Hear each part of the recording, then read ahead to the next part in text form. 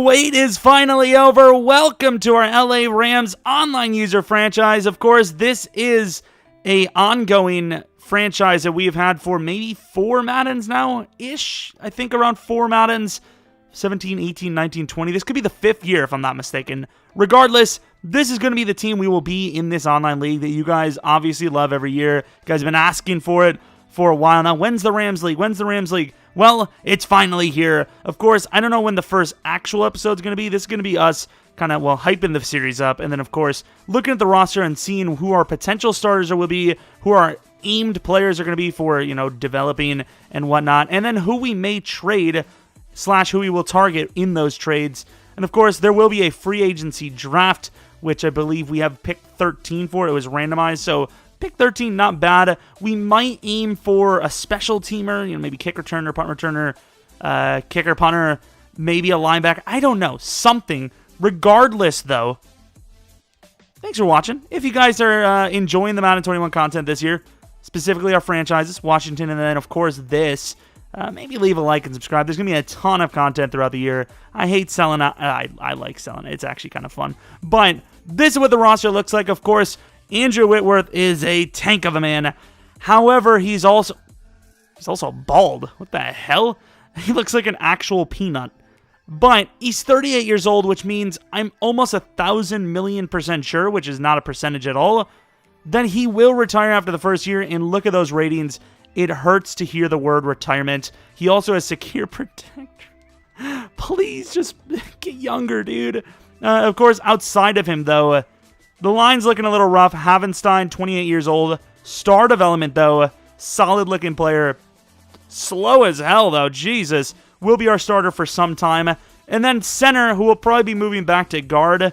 Austin Blythe, 28 years old. So offensive line is definitely going to be a position we need to pay attention to. Very much so.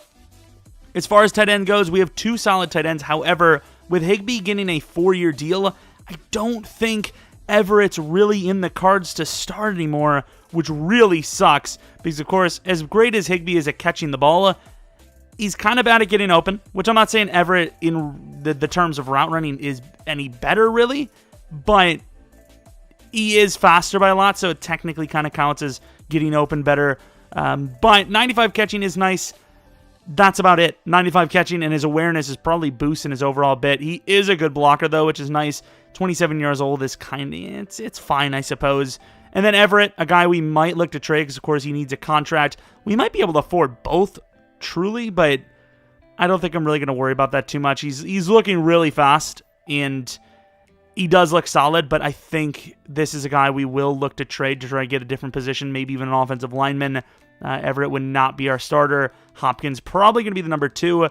And then, of course, looking at the other weapons, Cooper Kupp, a guy that will be here for a long, long time. We have to re-sign him out the gate, and I am totally fine with that. He looks really, really good, except for that jumping, but once again, as a fellow white guy, I understand. Red zone threat when in the zone. The red zone, receivers with this ability will have a better chance to win contested catches against single coverage. Okay, that's nice. And then slot-o-matic, so wait, when lined up in the slot, receivers with this ability have faster cuts and have better... Okay, so do we put him actually in the slot? How does that work? I don't even know. But then we look at Cam Akers, the new star, hopeful superstar on this team. A lot of upside with this young man right here. Cam Akers fights for yards, high motor. That's really all you need for a receiver. Receiving stats are a little low, but just enough to catch a wide open screen.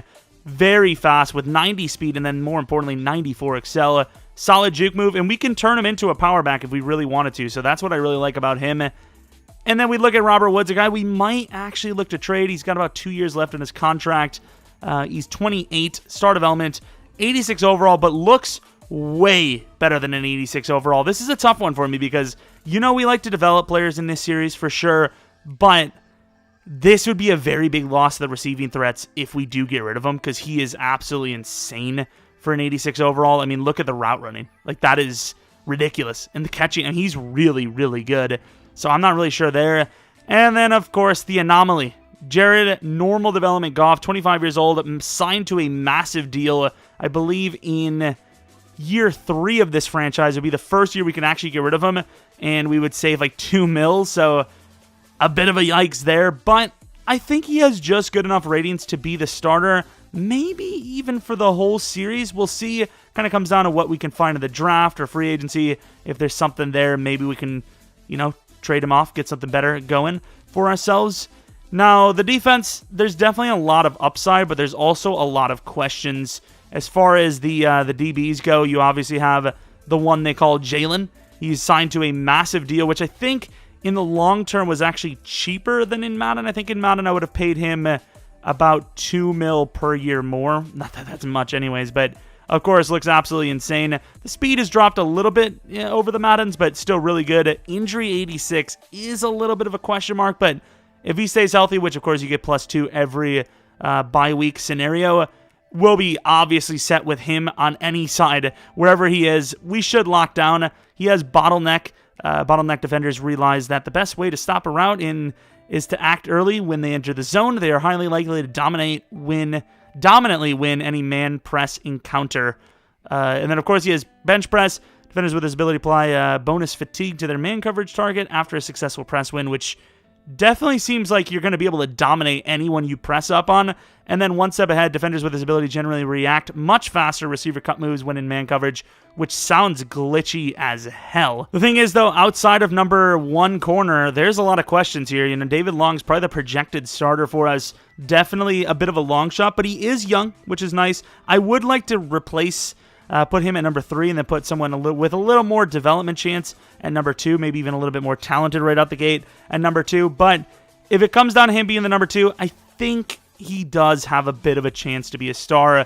Brockers, we've seen it in our rebuild. He actually lasts a long time. For a 29-year-old, he's going to be here stopping the run for quite a while, it seems.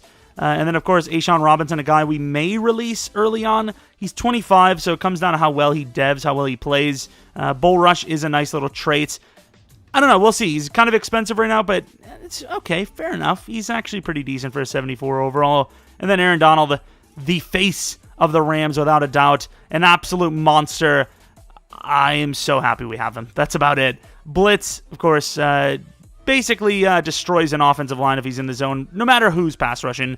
El Toro, one of the best, if not the best pass rusher ability in the game. If you play Superstar KO, when they slam someone to the ground, just push right over him. That's what El Toro is, I'm pretty sure. And then, of course, he can apply pressure to QBs without even really being on them, which is obviously very big, because if you can force an inaccurate throw, even if you don't actually get to the QB, you could actually pick the ball off for your team. And, of course, Ibukam, already with an upgrade point, which is very interesting. 80 overall. A guy that we have a lot of questions. Do we trade him off for someone else and get a different pass rusher? Because you do have to pay him right away. Or do you just pay him? Because, this team does need pass rush help. Leonard Floyd is another question mark. I get it. He's an immediate help, an immediate starter type player. But they drafted Terrell Lewis, kind of a steal. I kind of want to just start him out the gate. I know he's raw as hell, but he's got really good traits, lots of potential. The only real issue is that stamina is low. Same with the injury and toughness, but he's got a lot of potential. And then, of course, I really don't want to talk about middle linebacker because I think this Travin Howard guy might be our starter. Like, he's bad, but all of the players at linebacker are bad. So if we can't get a free agent at pick 13, Travin Howard might be our guy, who I might not even use her much. Linebacker here is brutal. You thought it was bad when Ogletree was here. I'll take Ogletree for 300. Thank you very much. And then as far as safeties go, there's 3 good safeties here. However, Johnson, even though in real life I don't think they're going to trade him, is a very decent trade piece. We might use him to maybe get him in a linebacker or perhaps an offensive lineman or something like that. But that pretty much goes for the roster. We do have a kicker and punter. They're actually not bad because obviously Hecker is like the best punter in the league. I don't know how long we'll keep him. He's 30, and it's punting after all, so I don't really care too much. And then, of course, Sam Sloman, the rookie, 92 kick power, 71 accuracy. That's pretty solid. Don't really want to talk about the picks because, of course, no first round, no fourth round, no fifth round, and then no fourth round next year. And I only think it's going to get worse as we get our chance to trade away players, basically. I don't want to upgrade just yet. Why can't I upgrade, actually? That's kind of strange. But that's pretty much the roster, right? I think as far as... Actually, no, let's predict the schedule based on who's in the league and what teams we have to play. So Cowboys out the gate, that could be tough against Anton. I don't know if I've played this guy. Eagles are a tough roster. I can't remember if I played him. The Bills, we have to get a user in. Oh yeah, we don't have the users fully in yet. The Giants, we should win that game. Washington, I can't remember, but I'd like that matchup. This is going to be a good matchup. That one we should win. That we should win just based on the roster difference. This could be tough. That is going to probably be a win, but that'll be a fun one. Once again, really tough. Cardinals, that's going to be a tough one. We should win. No, this is going to be a fun one, too. That's going to be a tough one. Jets, we should win that. Seattle, we should win it. And then Cardinals could be tough again. So I project probably a 10, maybe 11 win season. However, this roster isn't perfect. There are holes. And if we can't get the trades we want, it could be way worse than that. And not having our own first-round pick would be so sad if we get like a top 15 pick, but we don't have our first round. Regardless, hopefully you guys are as pumped for this league as I am. If there's a player on the roster or a player around the league or maybe even in free agency that you'd like to see in the series, let me know in the comment section below. Of course, this series will be pretty frequent, so like I said, if you really are interested in the Rams themselves or just this series in general because we're using them, maybe leave a like, subscribe if you're new, follow me on Twitter, Jeromepkr. And I'm not guaranteeing that we would stream this on twitch.tv/Jeromepkr, but there is a chance, so I'll let you know about that in the community tab at any given time. Regardless, thanks for watching. I can't wait to actually get going with this league. And yeah, hopefully we see you very soon with this franchise sometime next week. Regardless, thanks for watching. Hope you guys come back for next video, but until next video, see ya!